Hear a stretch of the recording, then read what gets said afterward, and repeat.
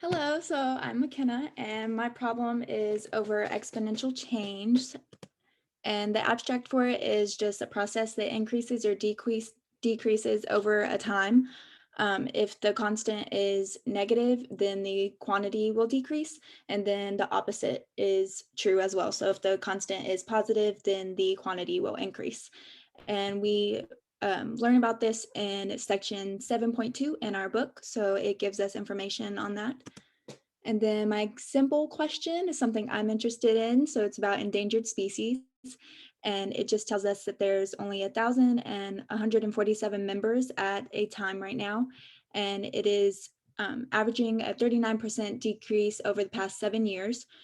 So we have to put all those values into our formula, which is right here.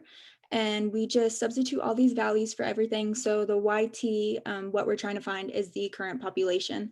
And then the PO is the initial population. So that is what we are starting with, the 1,147.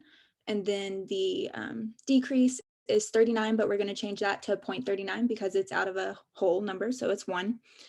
And then we plug all of that in, and when we plug it in, the population actually is under 1. So that means that there will be no species left of that within 20 years. So they are endangered at this moment. And this is a graph to help you kind of see how it changes over the 20 years. It really decreases within the first 5 years. And then after that, it just slowly decreases.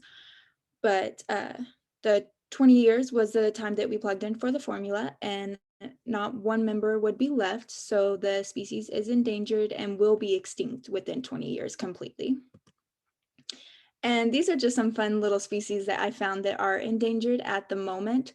Fun fact for the southern sea otter, they are the animal that has the densest fur out of the animal kingdom. And they swim for like 2 to 3 minutes to dive for their food to the ocean floor, and they use their stomach as tables to eat off of. And then that was pretty much it. It was a really simple problem to solve. So.